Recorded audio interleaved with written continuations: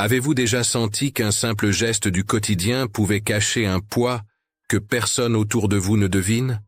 En mars 1952, dans la petite ville de Moulins-sur-Allier, une fillette de 11 ans attendait sur le quai de la gare, serrant un panier d'osier contre son ventre comme si sa vie en dépendait. Ce matin-là devait être ordinaire, mais quelques semaines plus tard, une série d'événements bouleversants transforma complètement le destin de sa famille. Et ce qui fut découvert près de 30 ans après, lors d'une exposition locale, révéla un secret silencieux que personne n'avait jamais imaginé. Restez avec moi. Aujourd'hui, je vais vous raconter cette histoire complète, dramatisée, inspirée de réalités que de nombreuses familles rurales ont connues dans ces années-là. Avant de commencer, si ce genre d'histoire humaine vous touche, abonnez-vous à la chaîne, aimez la vidéo, et dites-moi dans les commentaires de quelle ville vous nous regardez. Cela nous aide énormément à continuer à raconter des récits dramatisés, qui portent des leçons de vie, et qui honorent des histoires que beaucoup n'ont jamais pu raconter. Mars 1952, gare de Moulins-sur-Allier. Une fillette de 11 ans serre un panier d'osier contre son ventre avec une force qui semble démesurée pour son âge. Le photographe du village, Henri Cartier, ajuste son appareil pour capturer le départ du train de marchandises. Il ne sait pas encore que cet enfant, figé au bord du cadre, tient entre ses mains bien plus qu'un simple panier. Elle tient le destin de sa famille tout entière. Regardez ses doigts. Vous voyez cette ligne fine, cette cicatrice à peine visible à la base de sa paume droite?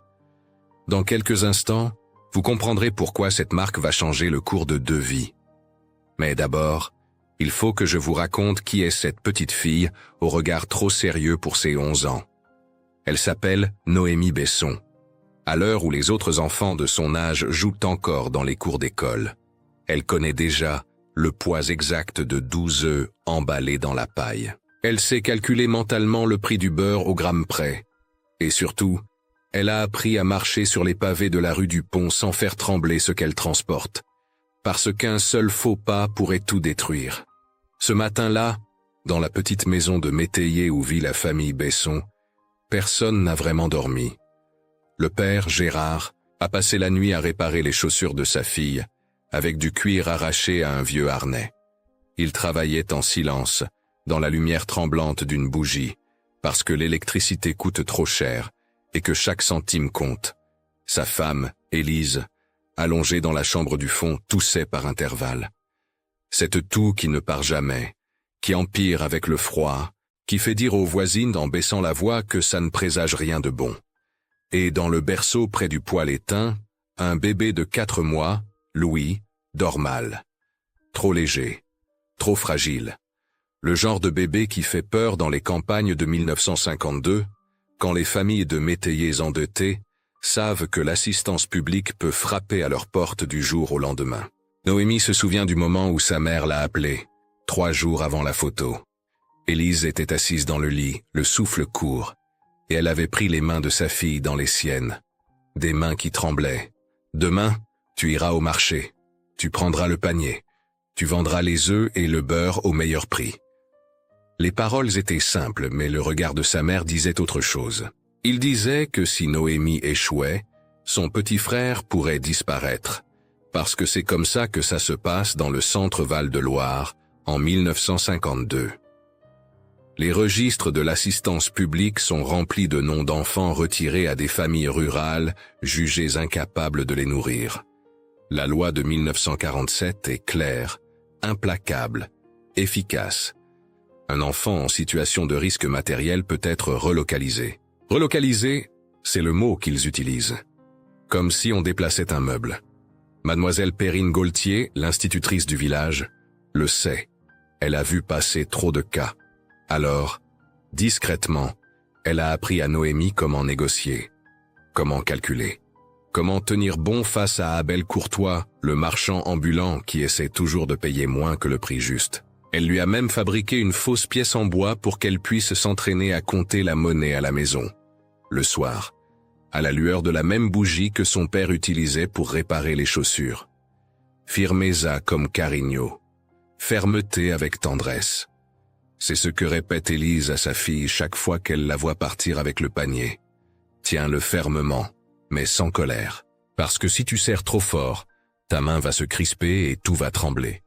Si tu ne serres pas assez, tout va tomber.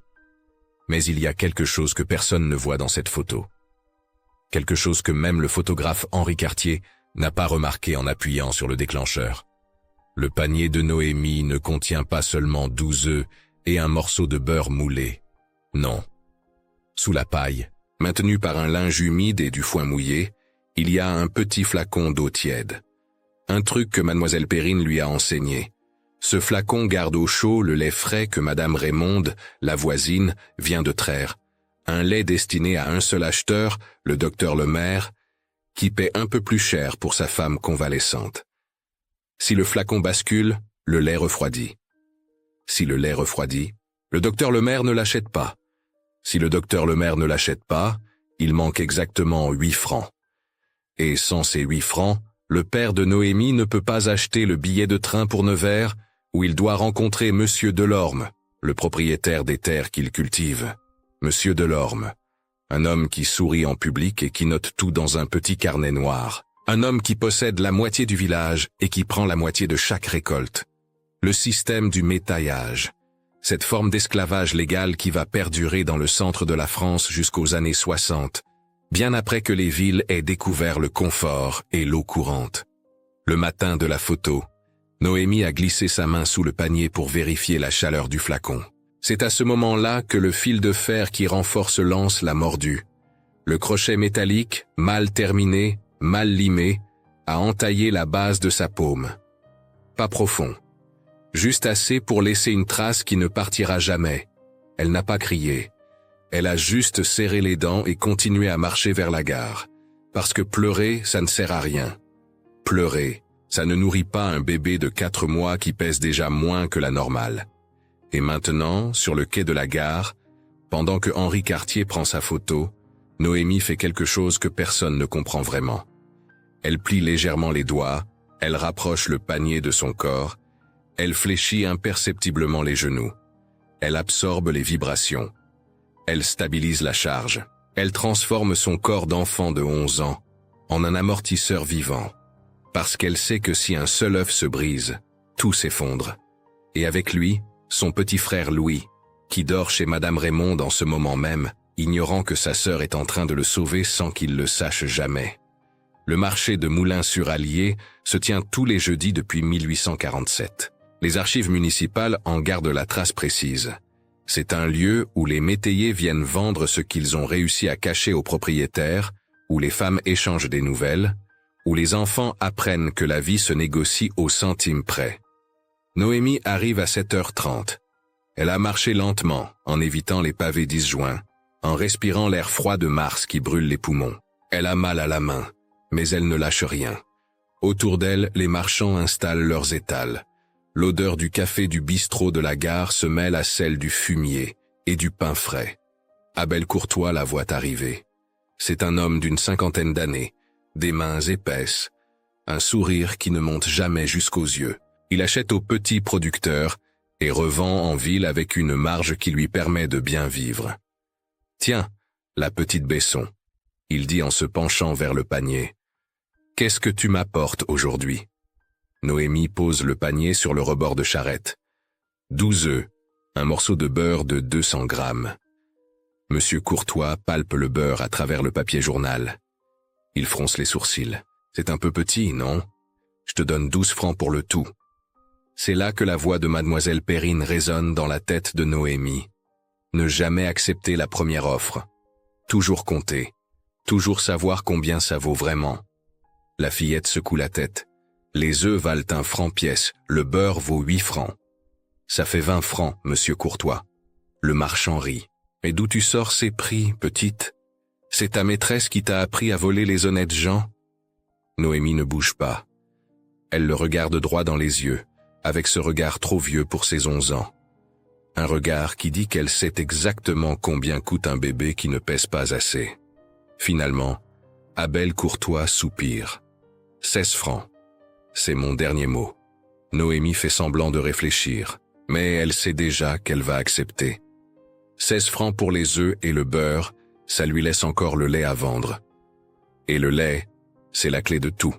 Le docteur Lemaire arrive toujours en retard. C'est un homme d'une 60aine d'années, médecin de campagne qui soigne autant les bêtes que les gens faute de vétérinaires dans la région. Sa femme est malade depuis l'hiver, une pneumonie qui ne guérit pas, et il cherche partout du lait frais, du lait qui n'a pas voyagé, du lait qui garde encore la chaleur de la vache. Noémie attend. Elle garde le panier serré contre elle. Elle surveille le flacon sous la paille. À 8h50, elle commence à s'inquiéter. Si le docteur ne vient pas, le lait va refroidir. Et si le lait refroidit, tout est perdu. C'est à ce moment-là qu'elle pense à sa mère.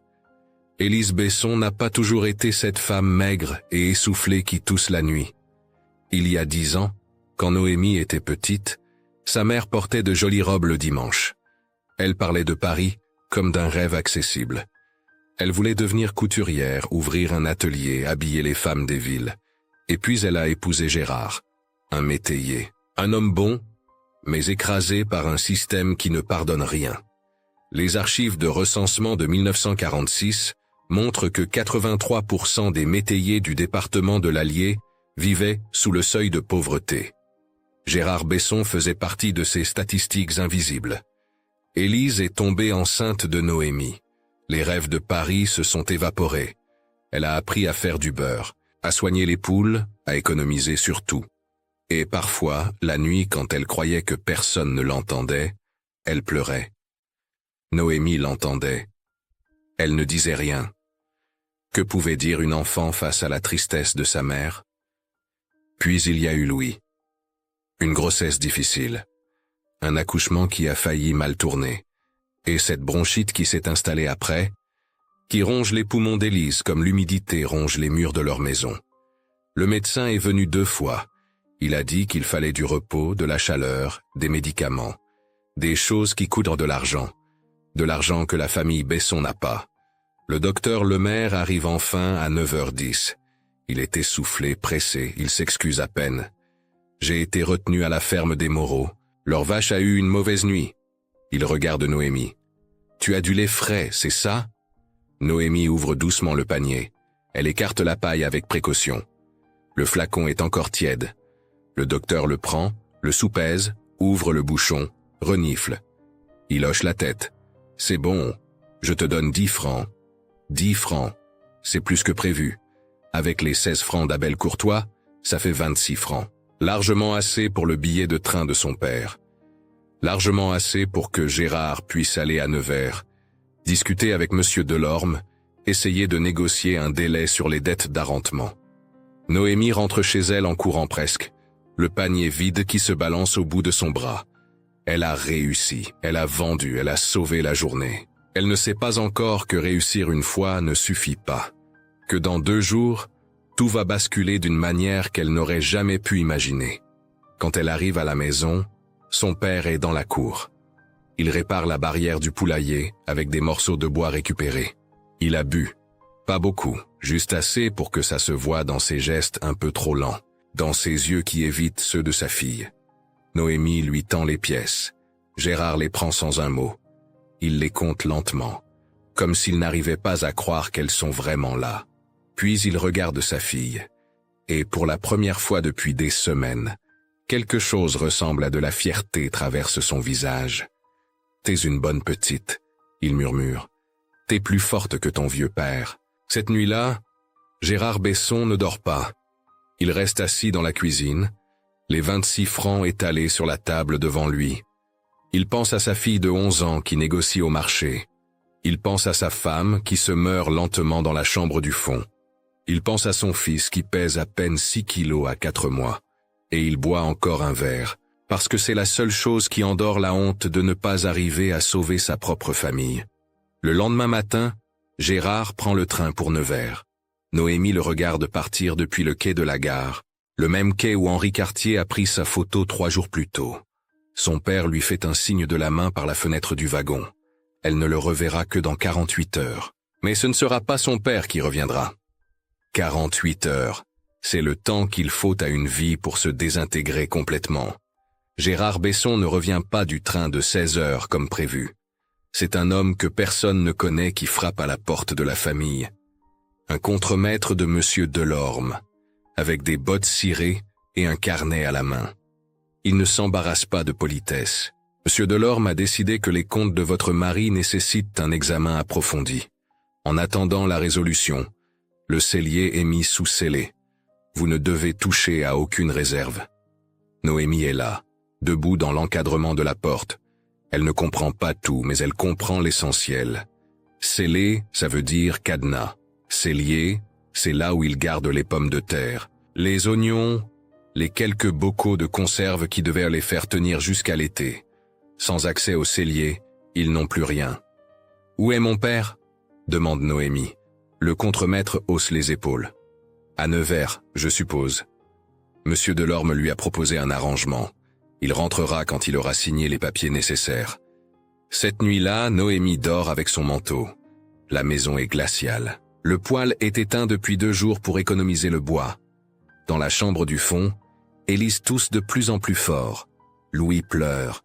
Un cri faible et continu qui ressemble plus à un miaulement qu'à des pleurs de bébé. Madame Raymonde arrive le lendemain matin avec un morceau de fromage enveloppé dans un torchon. Elle le pose sur le rebord de la fenêtre sans un mot. Fait comme si elle l'avait oublié là par accident. Tout le monde comprend le geste. Tout le monde fait semblant de ne rien voir.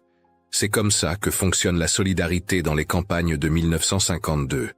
Discrète, silencieuse, toujours au bord de la légalité. Mademoiselle Perrine Gaultier convoque Noémie après l'école. La salle de classe sent la craie et le bois humide. L'institutrice est une femme de 35 ans, célibataire, considérée comme trop instruite pour le village, mais trop attachée à ses élèves pour partir. Elle regarde Noémie avec cette expression que les adultes prennent quand ils vont dire quelque chose de grave. « J'ai parlé avec Madame Raymonde, » commence-t-elle. « Ton petit frère perd du poids. Si quelqu'un le signale à la préfecture, l'assistance publique va ouvrir une enquête. Tu comprends ce que ça veut dire ?» Noémie hoche la tête. Elle a entendu les histoires. Dans le village voisin, l'année dernière, la petite Jeanne Dupuis a été envoyée dans un orphelinat à Clermont-Ferrand. Ses parents ne l'ont jamais revue. Les dossiers de l'assistance publique de l'Allier pour 1951 mentionnent 23 cas de relocalisation d'enfants de familles rurales. 23 enfants qui ont disparu des registres paroissiaux. « Alors, voilà ce qu'on va faire », dit mademoiselle Perrine. « Chaque semaine, madame Raymonde va peser Louis en secret. Si son poids tombe en dessous de 5,5 kg, il faudra agir vite. Tu vas continuer à aller au marché. Tu vas vendre tout ce que tu peux. Et avec l'argent, tu achètes du lait condensé. C'est clair. » Noémie retourne au marché le jeudi suivant, et le jeudi d'après, et encore le jeudi suivant. À chaque fois, elle serre le panier de la même manière. À chaque fois, sa main se crispe un peu plus sur la cicatrice qui ne guérit jamais tout à fait. Les autres enfants de l'école ne lui parlent plus. Ils disent qu'elle sent le vieux, qu'elle a l'air triste, qu'elle ne joue jamais. Noémie s'en fiche. Elle n'a pas le temps de jouer. Les semaines passent. Mars devient avril. Avril devient mai. Élise ne se lève plus du tout. Elle reste allongée dans la chambre qui sent le camphre et la sueur froide. Parfois, elle appelle sa fille, juste pour toucher ses cheveux, pour sentir qu'elle est encore là. Noémie s'assoit au bord du lit et laisse sa mère la regarder sans rien dire. Un jour, Élise murmure quelque chose. Noémie doit se pencher pour entendre. « Je suis désolée. »« Désolée de quoi, maman ? » ?»« Désolée que tu doives être si forte. Tu n'as que 11 ans. Tu devrais être en train de jouer. » Noémie ne répond pas. Que pourrait-elle dire? Qu'elle a oublié comment on joue? Que la nuit, elle rêve d'œufs qui se brisent et de flacons qui se renversent? Qu'elle compte les francs dans sa tête même en dormant? Gérard revient enfin au début du mois de juin. Il a maigri. Il a vieilli de 10 ans en 3 mois. Il a signé les papiers de Monsieur Delorme. Les nouveaux termes sont simples et cruels. 60% de la récolte ira au propriétaire au lieu de 50%. En échange, les dettes sont effacées et les scellés du cellier sont levés. Mais il n'y a plus grand-chose dans le cellier. Noémie le sait. Elle y est entrée avec son père le jour de son retour. Les pommes de terre ont germé. Les oignons sont mous. Les bocaux de conserve ont presque tous été vidés par madame Raymonde pour nourrir la famille, pendant l'absence de Gérard. Cette nuit-là, Gérard Besson boit jusqu'à ne plus pouvoir se tenir debout. Ce ne sont pas les voisins qui viennent le chercher cette fois. C'est Noémie. Elle a 11 ans et elle porte son père sur son dos depuis le bistrot de la gare jusqu'à la maison, en titubant sous le poids, en murmurant des mots qu'elle ne comprend pas elle-même. Mademoiselle Perrine voit la scène depuis la fenêtre de l'école. Le lendemain, elle convoque une réunion discrète. 3 femmes du village. Madame Raymonde, Madame Aubry qui tient la boulangerie, et une cousine éloignée d'Élise qui vit à 2 kilomètres. Elles parlent à voix basse. Elles évoquent des solutions, des arrangements, des possibilités. Pendant ce temps, Louis pèse 5 kilos 700 grammes. Madame Raymonde note le chiffre dans son cahier avec une main qui tremble légèrement. Encore 300 grammes, et il passera sous le seuil critique. 300 grammes, c'est l'équivalent de 2 semaines sans assez de lait. 2 semaines, c'est le temps qu'il faut pour qu'un signalement arrive à la préfecture et qu'une assistante sociale se déplace. Noémie ne sait pas tout ça, mais elle sent la tension. Elle voit les regards des adultes. Elle entend les conversations qui s'arrêtent quand elle entre dans une pièce. Et elle comprend, avec cette intelligence terrible que donne la pauvreté aux enfants, que quelque chose d'irréversible est en train de se préparer. Un matin de juillet, très tôt, elle est réveillée par sa mère. Élise est assise dans le lit, le souffle court, les yeux fiévreux. « Viens ici, ma fille. » Noémie s'approche. Sa mère prend ses mains, les retourne, regarde la cicatrice sur la paume droite. « Tu sais pourquoi je t'ai appris à tenir le panier de cette façon? Pour que Louis reste avec nous. Pour qu'il ne parte pas, tu comprends ?» Noémie hoche la tête. Elle ne pleure pas. Elle n'a plus de larmes depuis longtemps. Élise sourit, un sourire fatigué qui ressemble déjà à un adieu. « T'es plus forte que moi, plus forte que ton père. Tu vas le sauver, je le sais. » 3 semaines plus tard, Élise Besson meurt dans son sommeil. Le certificat de décès, conservé aux archives municipales de Moulins-sur-Allier, indique tuberculose respiratoire comme cause. Elle avait 34 ans. Après la mort d'Élise, la maison devient un tombeau silencieux. Gérard ne parle presque plus. Ils partent à l'aube pour les champs. Rentre à la nuit tombée, mange ce que Noémie lui prépare sans lever les yeux. Louis ne pleure même plus vraiment. Il reste couché dans son berceau, trop calme, trop immobile pour un bébé de 7 mois. C'est Mademoiselle Perrine qui prend les choses en main. Une semaine après l'enterrement d'Élise, elle convoque Gérard Besson à l'école. La conversation est brève, directe, sans sentimentalisme. « Votre fille ne peut pas continuer comme ça. Elle a besoin d'apprendre un métier. Et votre fils a besoin de manger mieux que ce que vous pouvez lui donner actuellement. » Gérard baisse la tête. Il sait qu'elle a raison. Il sait aussi qu'il a échoué. « Qu'est-ce que vous proposez ?» Madame Aubry cherche une aide à la boulangerie. Noémie serait logée, nourrie et elle apprendrait le métier. C'est une bonne opportunité. L'institutrice marque une pause. « Et pour Louis, Madame Raymonde continuera à s'en occuper pendant que vous travaillez. Mais il faut que vous acceptiez de le laisser chez elle la plupart du temps. Ce qui n'est pas dit, mais que tout le monde comprend, c'est que séparer les enfants du père est la seule façon de les sauver. Si Louis reste dans cette maison froide avec un homme qui se noie dans l'alcool, il ne passera pas l'hiver. Si Noémie continue à porter le poids de la famille sur ses épaules de 11 ans, elle se brisera avant ses 12 ans. Gérard Besson signe les papiers, pas des papiers officiels. Juste un accord verbal, renforcé par une poignée de main et le regard sévère de Mademoiselle Perrine. C'est comme ça que les choses se faisaient dans les villages de France en 1953. Les arrangements entre familles, validés par l'autorité morale du curé ou de l'instituteur, valaient plus que n'importe quel document administratif. Noémie déménage à la boulangerie 3 jours plus tard. Elle emporte un sac avec 2 robes, une paire de chaussures et un cahier où elle a écrit le nom de sa mère sur la première page. C'est tout ce qu'elle possède. C'est tout ce qu'elle est. Madame Aubry est une femme de 50 ans, veuve depuis la guerre, qui tient sa boulangerie avec une précision militaire. Elle ne fait pas de sentiments. Tu te lèves à 4 heures. Tu apprends à pétrir, à peser, à cuire. Tu manges ce qui reste de la veille. Tu dors dans le grenier. Si tu voles du pain, tu pars. C'est clair. Noémie hoche la tête. Elle ne volera pas. Elle n'a jamais rien volé de sa vie. Les premières semaines sont une torture physique. Se lever à 4 heures du matin quand le corps réclame encore du sommeil. Pétrir des kilos de pâtes avec des bras d'enfant qui brûlent après 10 minutes. Porter des sacs de farine qui pèsent presque autant qu'elle. Apprendre à ne pas se brûler aux portes du four. À reconnaître le moment exact où le pain est cuit. À calculer la monnaie plus vite que les clients peuvent vérifier. Mais Noémie tient bon. Parce qu'elle sait que chaque jour passé à la boulangerie est un jour où Louis peut manger à sa faim chez Madame Raymonde. Chaque pain qu'elle apprend à faire correctement est une preuve qu'elle peut survivre sans dépendre de son père. Chaque franc économisé est une promesse que jamais, jamais, elle ne laissera son frère finir sur une liste de l'assistance publique.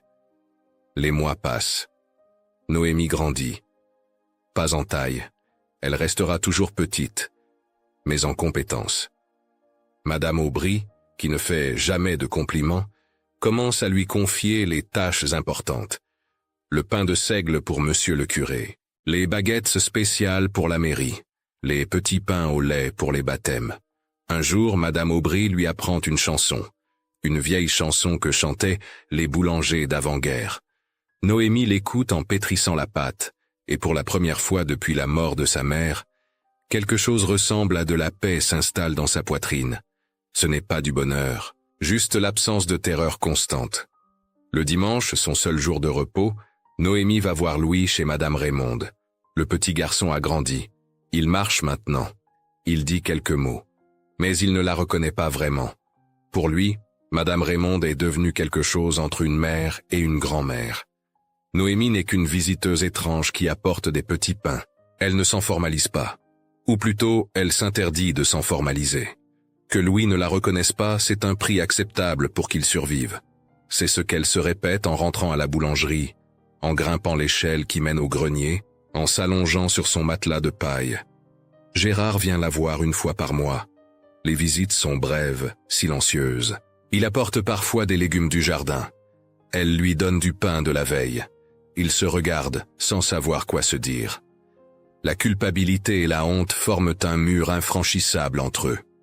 Un jour de 1955, Gérard annonce qu'il part. Des travaux saisonniers dans le Beaujolais. La récolte du raisin, ça paie mieux que le métaillage. Il reviendra peut-être. Ou peut-être pas. Il ne dit pas au revoir à Louis. Il embrasse maladroitement Noémie sur le front. Elle a 13 ans. Elle sent l'odeur d'alcool dans son haleine. Elle sait qu'elle ne le reverra probablement jamais. Elle a raison. Gérard Besson meurt 3 ans plus tard dans un accident de tracteur dans une ferme du Beaujolais. Noémie reçoit une lettre de la gendarmerie. Elle la lit une fois, la plie soigneusement, la range dans son cahier à côté du nom de sa mère. Elle ne pleure pas. Elle n'a plus de larmes depuis longtemps. Les années filent. Noémie devient une vraie boulangère. À 18 ans, Madame Aubry lui confie la gestion complète de la boutique 3 jours par semaine. À 20 ans, elle gère les comptes.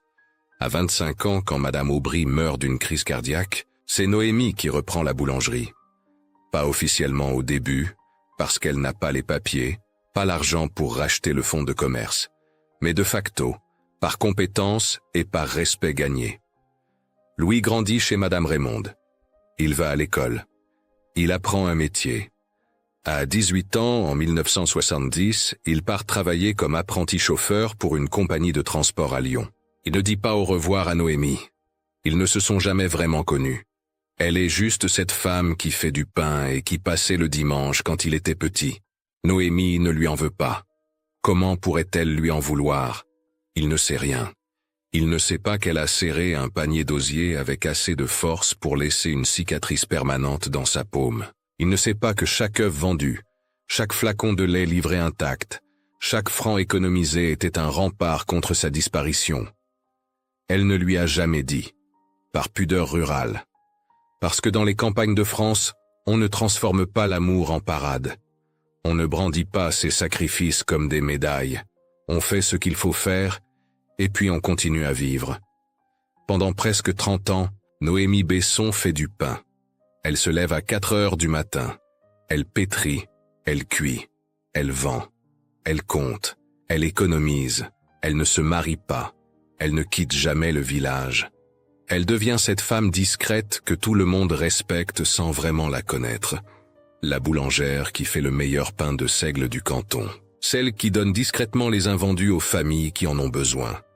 Celle dont les mains portent une cicatrice étrange, que personne ne remarque vraiment. Et puis arrive l'année 1981. La mairie de Moulins-sur-Allier organise une exposition en juin 1981.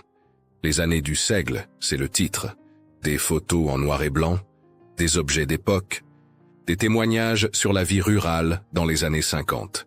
L'idée vient du nouveau maire, un homme de 40 ans qui veut revaloriser le patrimoine local avant que la dernière génération qui a connu cette époque ne disparaisse. Henri Cartier, le photographe, est mort en 1978. Mais sa collection a été donnée aux archives municipales par sa veuve. Plus de 2000 clichés documentant la vie quotidienne du canton entre 1948 et 1965. Parmi eux, la photo de Noémie à la gare, prise un matin de mars 1952. Quand l'exposition ouvre, Noémie y va par curiosité. Elle a 40 ans maintenant. Des cheveux gris commencent à strier sa natte. Ses mains sont celles d'une femme qui a pétri du pain pendant presque 30 ans. Forte, marquée, honnête. Elle entre dans la salle de l'ancienne école, celle où mademoiselle Perrine enseignait autrefois. L'odeur est toujours la même, craie et bois vieux. Sur les murs, des dizaines de photos agrandies, des métayers dans les champs, des femmes au lavoir, des enfants pieds nus devant l'église. Et puis elle la voit, sa propre image, figée dans le temps. Une fillette de 11 ans qui serre un panier d'osier contre son ventre, le regard trop sérieux. Les doigts crispés, la cicatrice à peine visible sur la paume droite, une légende sobre, fillette à la gare, jour de marché, mars 1952. Noémie reste immobile devant la photo pendant plusieurs minutes. Elle se souvient de tout. Le poids du panier, la chaleur du flacon sous la paille, le fil de fer qui l'a mordu, la peur que tout se brise. La certitude que si elle échouait, son petit frère disparaîtrait. Autour d'elle, les visiteurs murmurent. Quelle photo touchante. Regarde comme elle est sérieuse. On dirait qu'elle porte le monde sur ses épaules.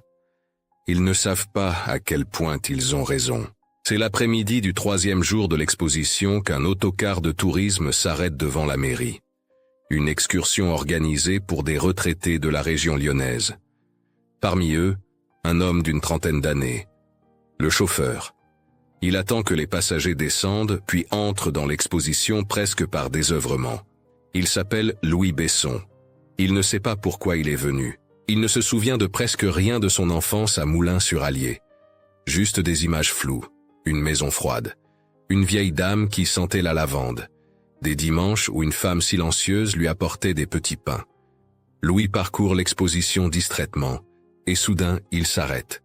Devant la photo de la fillette au panier, quelque chose dans l'image le frappe, pas le visage. Il ne reconnaît pas le visage, mais la façon dont elle tient le panier, cette crispation des doigts, cette ligne fine sur la paume de la main droite. Il a vu ce geste quelque part. Il en est certain. Mais où? Il sort de l'exposition. Il marche dans les rues du village, essayant de comprendre pourquoi cette photo le trouble autant. Et c'est l'odeur qui le guide, l'odeur du pain frais. Il suit le parfum jusqu'à la boulangerie, celle de Madame Aubry autrefois, celle que tout le monde appelle maintenant simplement la boulangerie de Noémie. Il entre. Une femme d'une quarantaine d'années, cheveux gris en natte, tablier blanc, est en train d'emballer une baguette pour une cliente. Elle lève les yeux vers lui. Il la regarde. Pendant un instant, le temps se suspend. « Vous désirez quelque chose ?» demande Noémie. Louis ne sait pas quoi répondre. Il regarde ses mains. Et là, quand elle lui tend le pain, il la voit. La cicatrice. La même que sur la photo. Au même endroit exact. « C'est vous », murmure-t-il. « Sur la photo. C'est vous. » Noémie ne répond pas tout de suite. Elle regarde cet homme qu'elle ne reconnaît pas immédiatement. Et puis elle voit quelque chose dans ses yeux. Quelque chose qu'elle a vu il y a très longtemps dans les yeux d'un bébé trop maigre qui pleurait doucement dans un berceau. « Louis ?» elle murmure. Ce soir-là, dans la salle de l'ancienne école, 4 personnes se retrouvent. Noémie, Louis. Mademoiselle Perrine, aujourd'hui âgée de 64 ans, retraitée mais toujours lucide. Et Madame Raymonde, 82 ans, qui marche avec une canne mais dont la mémoire est intacte. Louis regarde la photo agrandie. Il regarde sa sœur. Pourquoi tu serrais le panier comme ça? Pourquoi tu as cette cicatrice? Noémie respire profondément. Elle va parler pour la première fois de quelque chose qu'elle a gardé enfoui pendant 29 ans. Parce que si je laissais ma main se détendre, les œufs se cassaient. Si les œufs se cassaient, il n'y avait pas assez d'argent pour le billet de train de papa. Sans le billet, Monsieur Delorme venait faire l'inventaire. Et l'inventaire commençait toujours par les enfants en situation de risque. Les enfants que l'assistance publique pouvait relocaliser. Elle marque une pause. J'avais 11 ans. Tu en avais 4 mois. Tu pesais à peine 6 kilos. Si tu descendais en dessous de 5 kilos et demi, il venait te chercher. Madame Raymonde te pesait en secret toutes les semaines. N'est-ce pas, Madame Raymonde? La vieille dame hoche la tête. J'ai encore le cahier. Tu es tombé à 5 kilos 800 grammes une fois. C'était la semaine où ta sœur a vendu le beurre au double du prix et a acheté du lait condensé. Elle t'a sauvé avec une cuillère et de la patience. Louis s'assoit lentement. Il regarde ses mains. Il regarde les mains de sa sœur. Pendant 40 ans, il a cru que personne n'avait voulu de lui. Que son père était parti parce qu'il était un fardeau. Que sa sœur l'avait oublié. Mademoiselle Perrine sort une enveloppe. La mairie a approuvé un nouveau programme. Il s'appellera Programme Panier Ferme. 3 boulangeries de la région ont déjà accepté d'y participer. Il garantira de la nourriture d'urgence et des microcrédits sans intérêt pour les familles, avec de jeunes enfants, en risque de déplacement forcé pour dette. C'est à ce moment-là qu'un vieil homme entre dans la salle. Il marche courbé, appuyé sur une canne. Monsieur Delorme. 89 ans. Il ne dit rien. Il pose simplement une enveloppe sur la table. À l'intérieur, un chèque. Une somme importante. Une donation anonyme au programme équivalent à 30 ans d'arrentement équitable rétroactif. Noémie regarde le chèque. Elle regarde le vieil homme. Il ne présente pas d'excuses. Ce serait faux. Mais il y a quelque chose dans son regard qui ressemble à une reconnaissance tardive d'une faute ancienne. Noémie hoche la tête. Ce n'est pas du pardon. C'est juste un réajustement moral. Louis sort 2 pièces de sa poche. 2 pièces de 10 francs de 1952.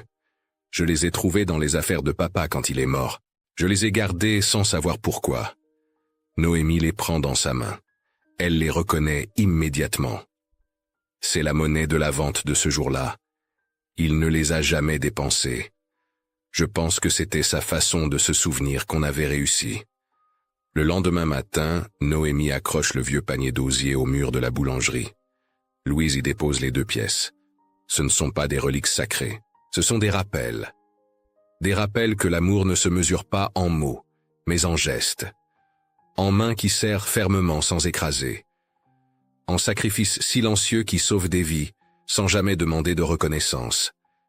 Tous les mardis et jeudis, la boulangerie ouvre maintenant une heure spéciale. Les matinées du panier. Du pain vendu à prix symbolique pour les familles en difficulté. Une partie des bénéfices va au programme municipal. Ça aide 3 à 5 familles par mois. Ce n'est pas énorme, ce n'est pas miraculeux, mais c'est réel. Louis ne retourne pas à Lyon. Il prend un poste dans une compagnie de transport local. Il rend visite à sa sœur 2 fois par semaine. Ils ne deviennent pas meilleurs amis, mais ils construisent quelque chose de nouveau. Un respect mutuel, une connexion tardive, mais authentique. Mademoiselle Perrine modifie le programme de l'école primaire. Elle introduit des cours d'économie domestique réels. Comment gérer un budget? Comment négocier? Comment reconnaître quand une famille a besoin d'aide? Ce n'est pas spectaculaire, mais ça prépare une génération d'enfants à ne pas répéter les erreurs du passé. La photo reste accrochée dans la boulangerie, à côté du panier. Pas sur un mur de musée, pas dans une exposition permanente.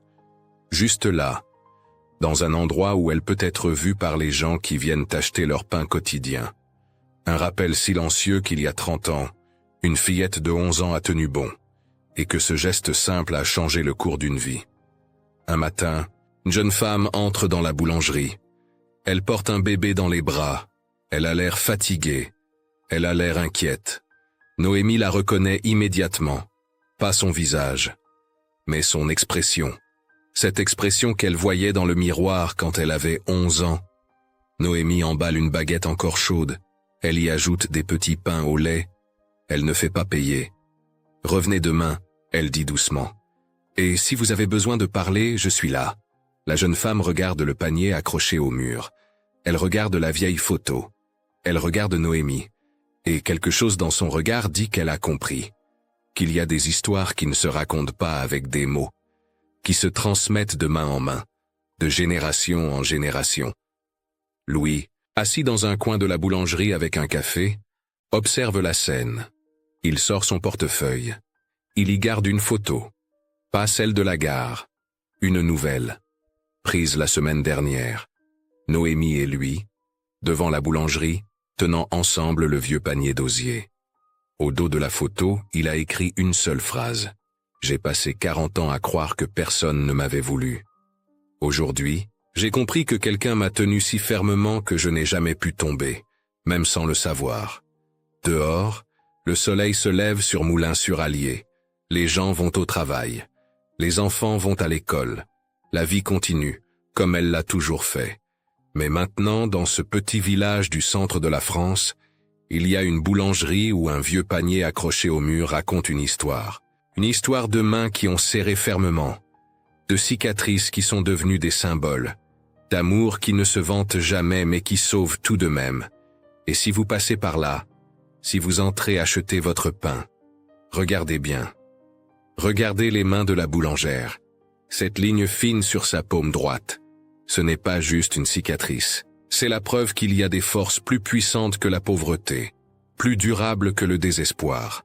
C'est la preuve que parfois, tenir bon suffit à changer le monde. Parfois, les gestes les plus silencieux portent la force la plus durable. L'histoire que vous venez d'entendre, bien que fictionnelle, nous rappelle que la dignité peut survivre même aux années les plus dures et qu'un seul acte de courage peut changer le destin de toute une famille. Elle nous montre que derrière chaque cicatrice se cache souvent un amour discret, un sacrifice que personne n'a vu, mais qui a tout sauvé. Et vous, qu'est-ce que cette histoire vous fait ressentir sur la force invisible des liens familiaux? Avez-vous déjà observé, dans votre propre famille, un geste discret qui a tout changé sans que personne ne le remarque sur le moment? Quels secrets, quelles luttes silencieuses façonnent encore aujourd'hui vos souvenirs ou ceux de vos proches? Si vous êtes arrivé jusqu'ici, écrivez simplement le mot « résilience » dans les commentaires. Cela me montrera que vous avez suivi cette histoire jusqu'au bout. Dites-moi aussi de quelle ville vous nous regardez. Et si vous le souhaitez, partagez une mémoire ancienne, une histoire de vos parents, grands-parents ou arrière-grands-parents, quelque chose qui pourrait peut-être inspirer une prochaine narration sur la chaîne. Merci d'avance pour cette transmission précieuse. N'oubliez pas de vous abonner, d'aimer la vidéo, d'activer la cloche, de partager autour de vous et de cliquer sur la vignette à la fin pour découvrir nos autres récits. Chaque geste compte pour faire vivre ces histoires qui nous rappellent qui nous sommes.